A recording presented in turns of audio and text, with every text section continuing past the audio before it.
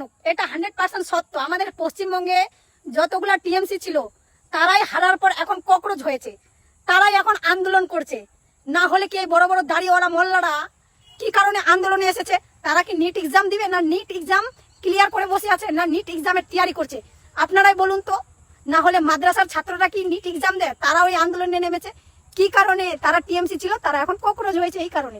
তো এই ভদ্র মহিলাটার কথাগুলো আপনারা শুনলেন, তো একে কিছু বলতে চাই যে আপনার বাড়িতে যদি রেপ হয়, ধর্ষণ হয় কারো, তো আপনি কি একা কি মানে আন্দোলন করে নেবেন, কারো সহযোগিতা চাইবেন না?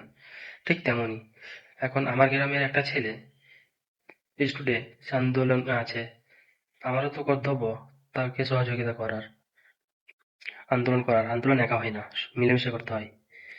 তো বলছি, না বুঝে সুঝে খালি সিপিএম আর টিএমসি আর কংগ্রেস মংগ্রেস বলে লাভ নেই। যখন নিজের ওপরে বিপদ আসবে কি না, সেদিন ঠিকই তুমি বুঝতে পারবে।